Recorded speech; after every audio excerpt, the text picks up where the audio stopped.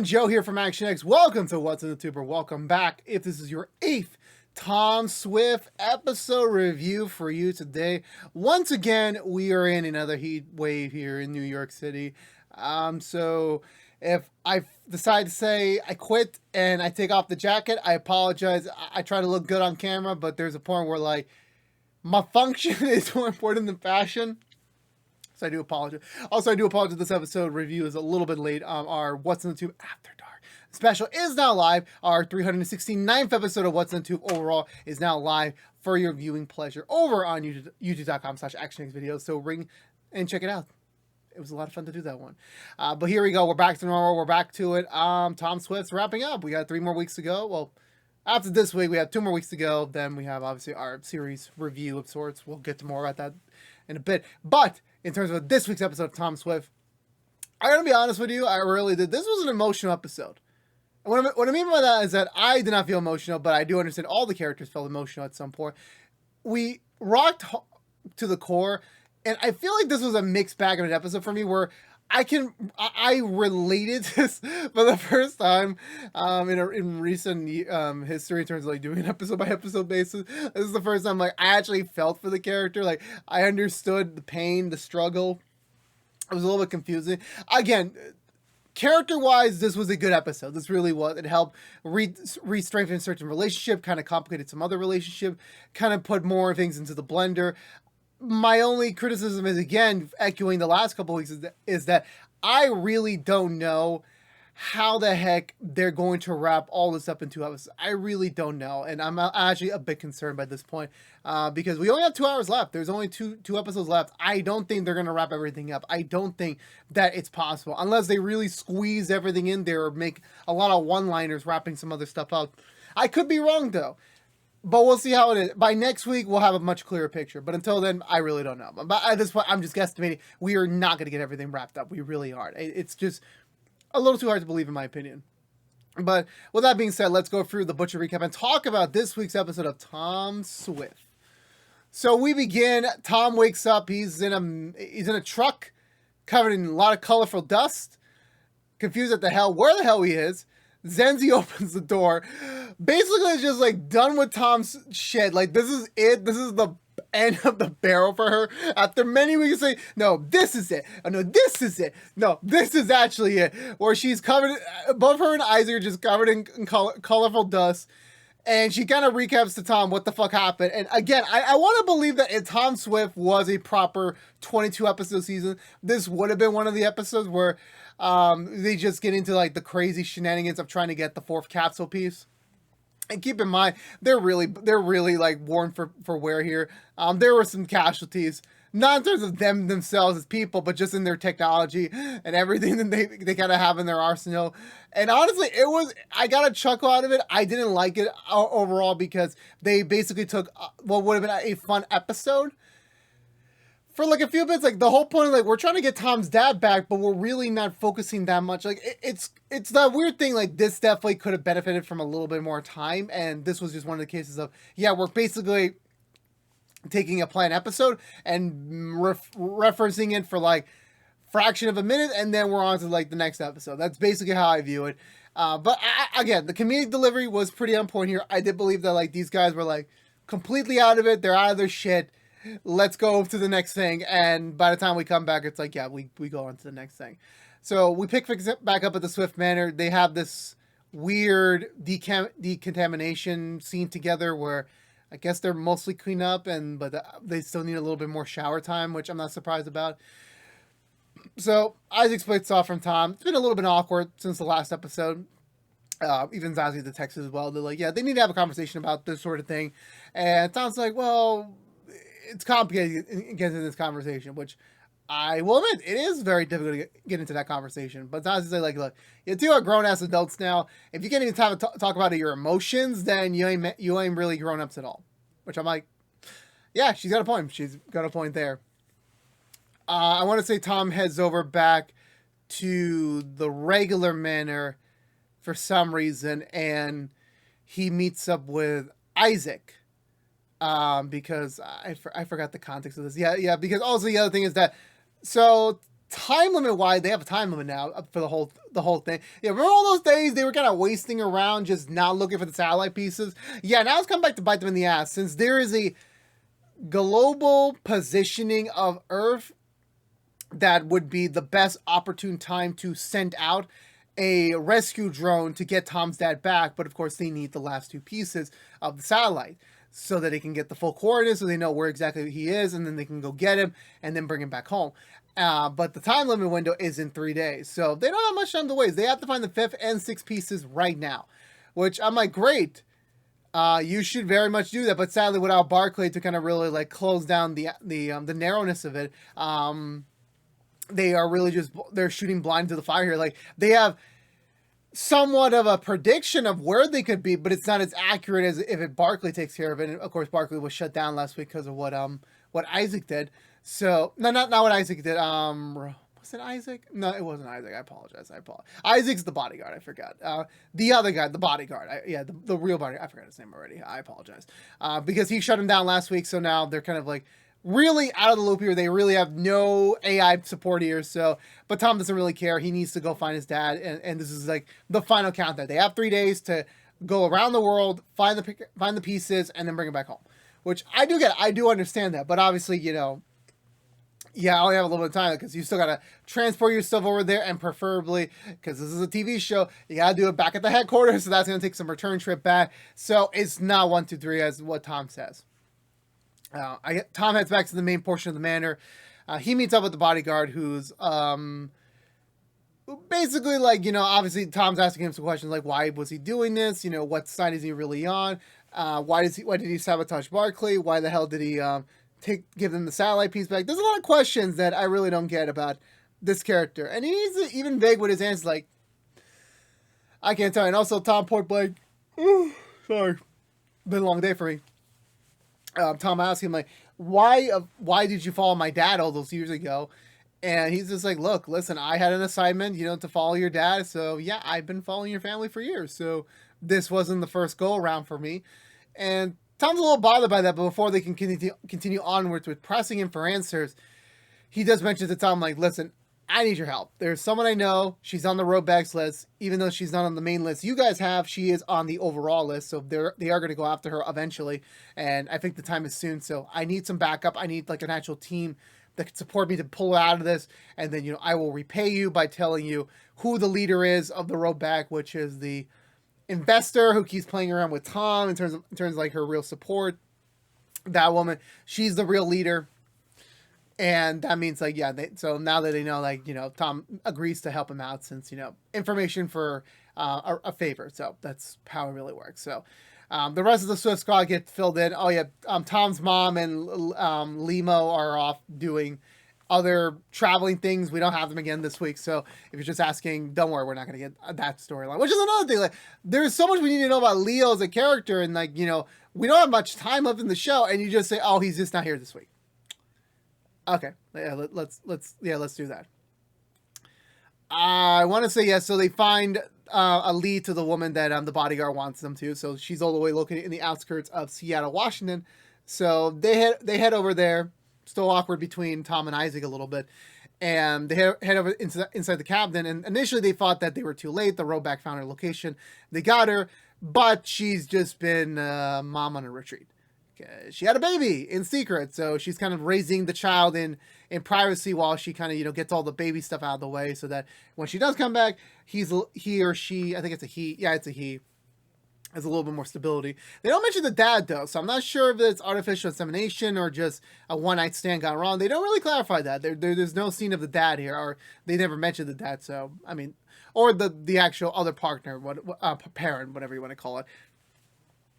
So they're filling her in that, like, yeah, the roadback's after her, and, there's a lot of, that she needs to go into hiding right now, but of course, with her and the baby, it can slow her down a little bit, so, it's crucial right now that she trusts her young baby to, yes, a famous man like Tom Swift, but someone you don't really know. Like, I would definitely, like, if Tobey Maguire, of all people, I'm just saying, comes into my house when I have a kid, And I'm on the run. Like, no offense to Toby, I'm pretty sure he's a very nice human being. I would not give him my baby. Like, I would not trust anyone with my baby if it's not me or my wife. That's basically it. So it is what it is there. So that ain't gonna happen. But no, she gives him up to them so they can watch over him. So they do. They head over back to Swift Manor.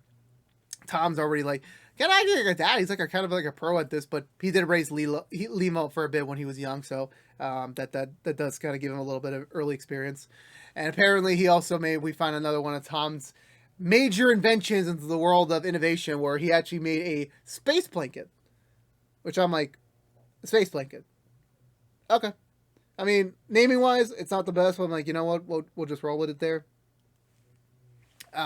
So him and Isaac are kind of talking about things like, this is just temporary while they try to figure out like what their next move is. Because, obviously this is not going to be 2 men and a baby, which I'm like, did I even watch that show?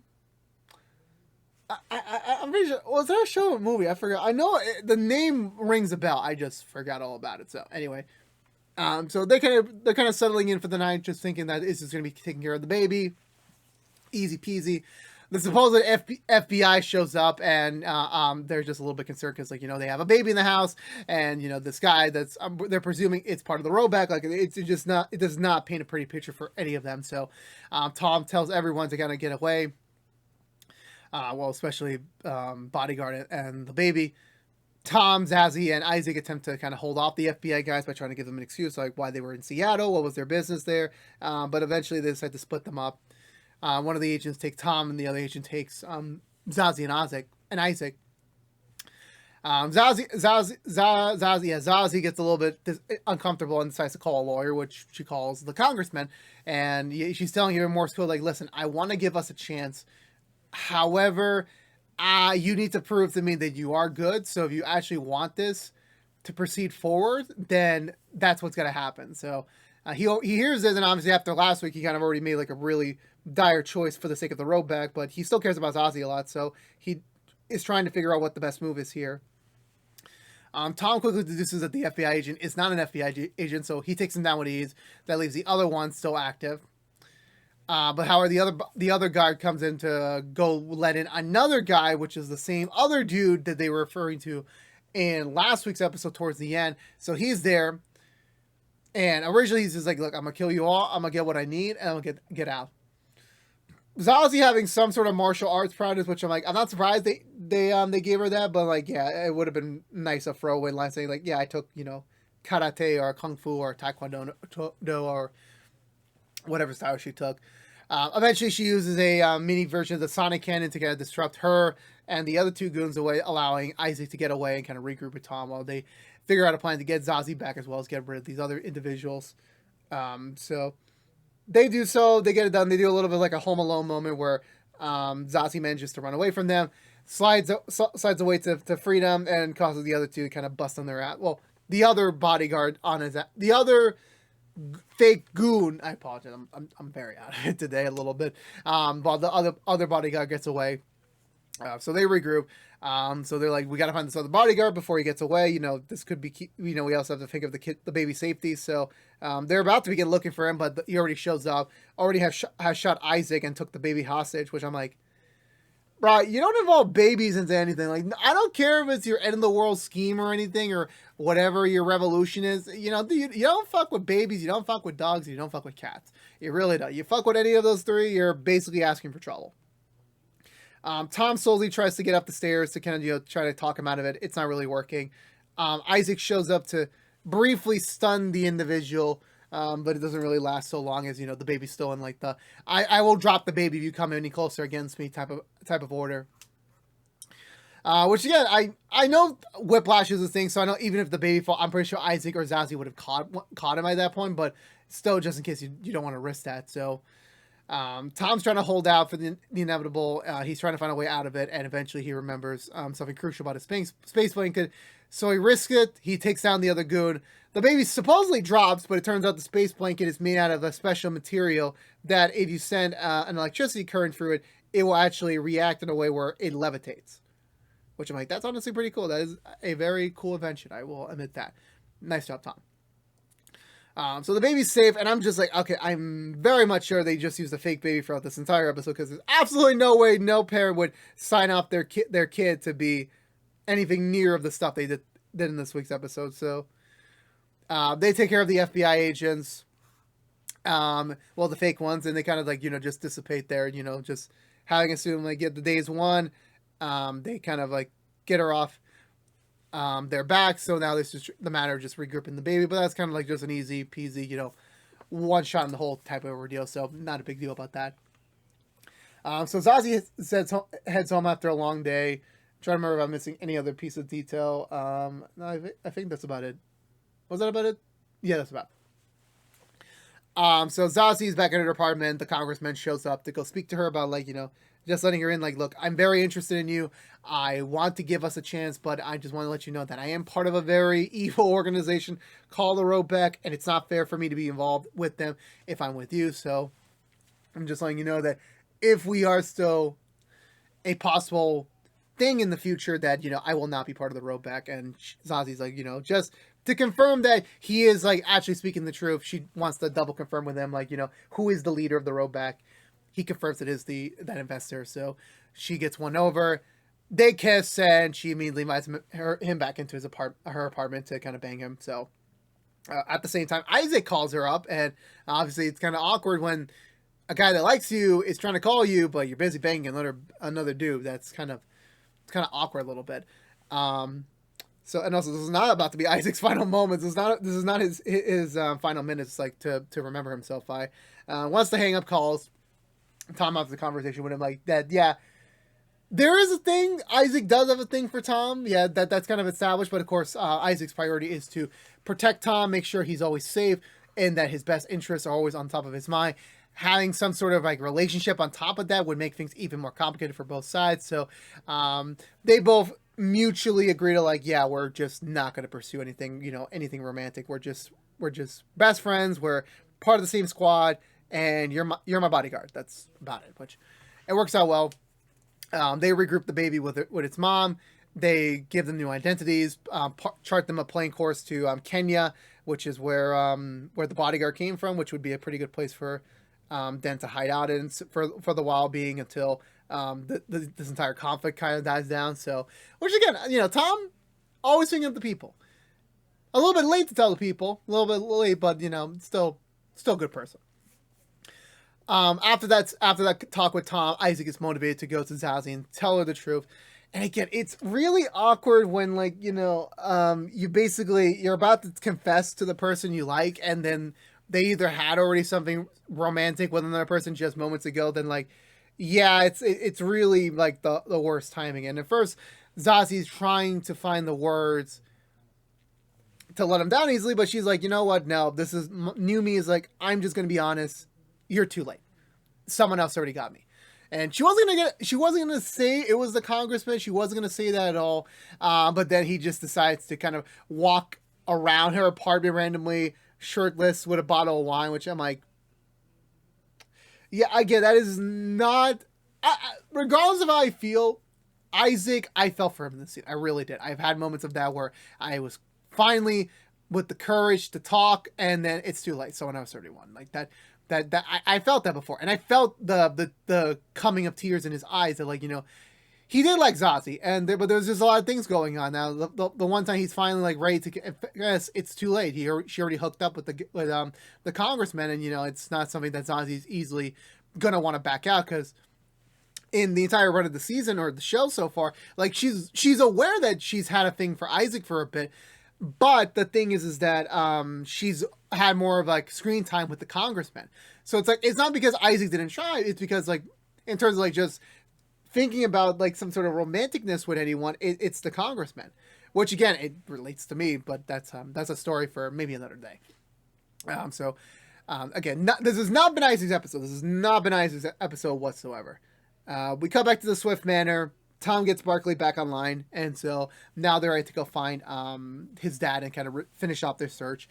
Even though, yeah, the Robeck's still Fred out there, but right now Tom's priority is to bring his dad back home. There's no more waiting around. They'll deal with them once they get their dad, his dad back. Tom once again takes off his shirt. I'm sorry, that was like a very sudden thing. Like, yeah, he takes off his shirt because apparently his shirt is made out of a special material that can help with healing wounds and cuts. Which I'm like, honestly, that's a really good invention. That really is. But like, did we really need another shirtless scene this season? Did we really need that? I mean, I'm pretty sure Titus Mackis has passed Stephen Amell for the most CW shirtless scenes in a season. I'm pretty sure that's a fact right now. So sorry about that. They're about to kiss. They're about to have a romantic moment, but they get interrupted by a road back stream that's going on. And yeah, right now his coverage is still intact. So whatever they need to do next for their plan, count him in. Whatever they need to do next to take down the leader and bring back his dad. That is the primary focus now as we move into the last two episodes. But that was it for this week's episode of Tom Swift. It's starting to get hot in here. But again, for me, from the top, yeah, I don't think this was, again, another great episode. I think this was okay at the end of the day. I think it was the emotional stuff at the end that kind of won me over. Otherwise, this was a generic... It wasn't supposed to feel like filler. There definitely was a lot of character stuff thrown in there, but the plot itself kind of weighed down everything going on. It wasn't really like a big step forward for them. Like, the big step forward did happen in this episode, but it wasn't something they were primarily focusing on. I don't know why my light turned off. That is weird. I really don't know why my light turned on, but this light's on. I don't have time to investigate since we're almost done. So anyway, where do we go from there? Yeah, no, well, it's over for there. But yeah, no, thoughts wise, I thought this was an okay episode. Again, they're really not going the pace I would like them to do. I mean, they are tackling on the stuff they should be tackling on, but at the end of the day, they're not tackling on at a decent pace to have like a proper wrap up at a good amount of episode. But we're just not getting that. That's just the truth of it. The next two episodes could prove me wrong, but we're still got some ways to go, so anything can change after that. But for this week's episode, it was all right. That's all I can say about it. Nothing too special, but it had something to say. It had something to put these characters in leading into the last two episodes. So I'm gonna give this episode one thumbs up. Let me know in the comments below, what did you think of this week's episode of Tom Swift? Let's have the conversation down below and talk about it. But that's gonna do for me today, everyone. So I don't know where this has been Joe from ActionX reviewing Tom Swift season 1 Tom Swift episode reviews. If you want to know what we're doing normally on What's the Two besides our Tom Swift episode reviews, next week we're about to start our High School Musical the series season 3 episode review. Wait, is it next week? Yeah, it's next week. Oh, Jesus Christ. Damn, I'm really far behind on it. I really am. I really am. Later this weekend, you're going to have the Sharpay's Fabulous Adventures review. It's a little out of whack, the scheduling, because it's just been a very tricky time for me, but we're closing in on the big old return to the world of musicals. I'm excited for it. I've been back in the High School Musical spirit. But if you don't care about Tom Swift, you're in luck. We'll be back next week on time with another episode review. So remember, episode 9 review the week after that. Well, episode 9 review next week. Series finale review the week after that. And then a series review, spoiler-filled, the week after that. Now we'll wrap up Tom Swift. Sadly forever. Hopefully the character will live on back on the Nancy Drew platform, but that's still next year's problem. We'll figure it out there. But again, this has been What's the Two from ActionX. Please subscribe to us on youtube.com/ActionX videos. Ring that bell for notification when our next episode reviews live. Please also follow us on social media to stay up to date with any sort of updates we may have for either of our channels, as well as please ring that bell for notification when our next reviews live. But until we see each other again, thank you guys so much for watching. I'll see all members of the Swift Squad next week. But until then, stay safe out there. Be good to each other. And as always, peace out.